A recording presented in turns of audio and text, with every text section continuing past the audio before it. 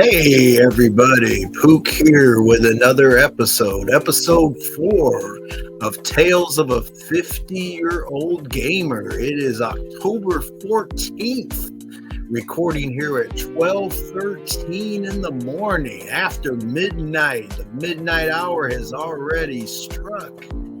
And we are here today on this episode to talk about the Atari 5200.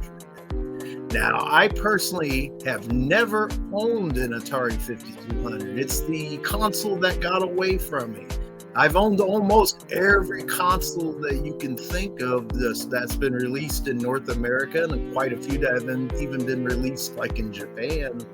But the Atari 5200 I never owned, but I do have a lot of experience playing it, and it goes back to my elementary school days. My friend David, I will not give out his last name. I went to his house for his birthday party. He was a friend I met at school.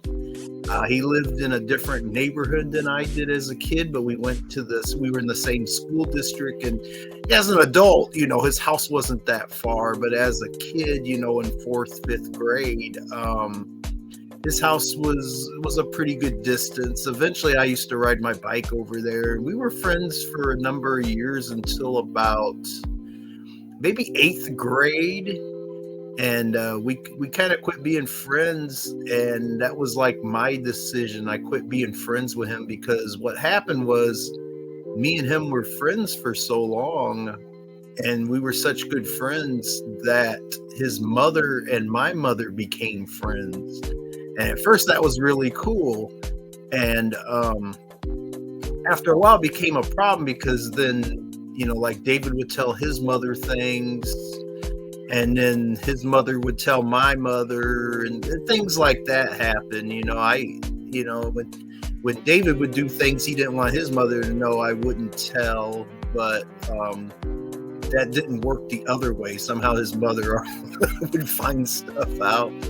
So, but anyways, back on track here with that. But that's what happened with David. And then later on, as an adult, I ran into David and we became friends again, but nothing like what we were when we were kids. It was just more of an acquaintance friendship after that. But, yeah, let's get back to the Atari 5200. Anyways, I went over to his house for a birthday party, and in his younger brother's room was the Atari 5200. Now, at that time, I didn't know about the Atari 5200. I mean, I knew the Atari 2600, and I had, like I've said before, I had the ColecoVision with the Atari 2600 adapter that lets you play Atari 2600 games on the ColecoVision. So that's how I played Atari 2600 games. So I didn't know about the Atari 5200, and he was playing Pole Position on the Atari 5200. And man, I liked it, man. The Atari 5200 had better graphics than the 2600. I mean, at that time, and it's not really true, but at that time I thought, man, that's the arcade game. That's the arcade Pole Position that I play at the arcade. That's way better than what I have at home for Pole Position, and I was really hyped on that Atari 5200 and played Pole Position and the controller. Wow, the controller it had what you basically consider an analog stick, and that joystick compared to the Atari joystick was just awesome. And had the fire buttons, 2 fire buttons on each side, and it had all the numbers, but he didn't really use those on the games I played for it. He didn't have a lot of games. He had he had Pole Position, which may have been the pack-in, I don't know. And then he had Frogger, I believe it was, and he had a couple other games, and I do remember playing Frogger and Pac-Man. He had Pac-Man, and he had a weird looking orange cartridge, which I believe was Miner 2049er. I believe the name of the game was, but I'm not 100%. And that game was okay, but I was more into just playing Pole Position, to be honest. And him and his younger brother shared the Atari 5200, and I wanted one really, really bad, but I used to play his when I would get a chance to go over to his house and play it. And his brother which this was weird too. His brother was the same age as my younger brother, and they knew each other from school as well. And they ended up becoming friends as well. So it was kind of a weird thing. It was kind of a cool thing for a long while. And but the Atari 5200, I never actually got to own one. I've owned the Atari 2600. I've owned an Atari 7800. I've owned the Atari 800 computer that played the Atari 400 and 800 games. And then later on, I owned that weird Atari system. Was it like XEGS or something like that? It had kind of like pastel color buttons, and it would play like the Atari computer games, and it would play the Atari XEGS or whatever it was called games as well. I ended up getting that one really cheap later. But the Atari 5200, man, it was not like, it was huge. First of all, it was huge. Like, the console itself was huge. I love the controllers. I remember a joke his younger brother would tell David that the back of the Atari 5200, you could open it up. It had a lid, and you could store like your controllers and stuff in there. And they had a little kitten at the time, and he kept telling David he was going to put cat litter in there and train the cat to piss and shit in the controller thing just to piss David off. And I mean, I'd just be laughing my ass off. I know maybe he had to be there, but it was funny. You can imagine this cat learning its indoor potty training or indoor bathroom training, whatever you want to call it, being trained by pissing and shitting in an Atari 5200. But we thought that was so fun at the time. Me and David had a lot in common besides video games. We were both into reading and collecting Mad magazines. We used to go to a secondhand bookstore and buy old issues of Mad magazine, and sometimes Cracked, and sometimes even Crazy magazine. You don't hear about that one too much when you do find them. But the Atari 5200 I never got. I almost got one later on. There was this store, I think it was a regional store.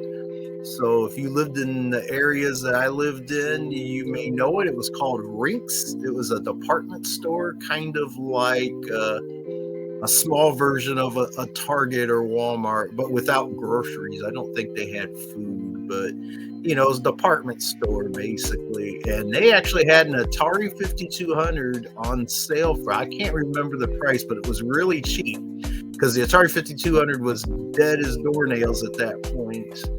And I had enough money to get one, but I also wanted, I believe it was Motley Crue Shout at the Devil on cassette. And I couldn't get both. But if I bought the cassette, I would still have money left. But if I bought the Atari 5200, I would be flat broke.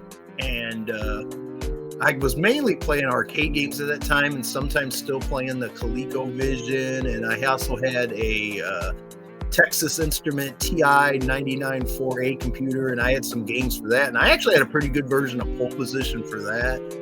I don't know why I was hung up on Pole Position, but I was. I mean, it's a good game and everything, but that was like one of the main reasons I wanted a 5200 was that for that Pole Position. And I was like, well, I've already got Pole Position for the TI 99 4A, the Texas Instrument computer, and it's a pretty good, even though the Texas Instrument joystick sucked.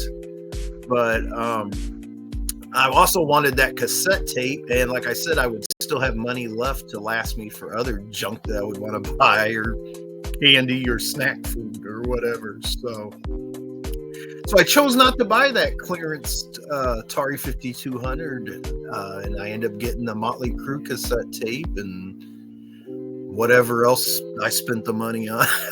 So the Atari 5200 was always like the one that got away, because I really did want it, but it was just, I guess I didn't want it bad enough, as a kid, and you have to decide, especially right there, because I think if I don't remember 100%, I remember they had the Atari 5200 clearance, and I want to say they had Atari 2600 Juniors, but I don't know if that's right or not at the time as well, with the little red cardboard box with the handle on them. And I don't know. I don't know. Did I make the right decision or not? Who knows? But I mean, it wasn't too many more years after that. I ended up getting the Nintendo Entertainment System, the 8-bit NES, which ended up being my favorite system, anyways. So just kind of ranting on, but the Atari 5200 is the one that got away. I still haven't played a lot of the library of Atari 5200 games. I mean, I have like emulator systems that have like all the games on there and stuff, but I don't know. It was almost like I just wanted it for pole position in a way. I mean, it had a good version of Pac-Man, and was Galaga on it, or maybe that was the 7800. I can't remember. I know there was a few other games, but like I said, I didn't own it, so I'm not so clear-headed about it. But I don't know. The memory hit me. I was thinking about what I want to do on this episode, and I started thinking for some reason about the Atari 5200.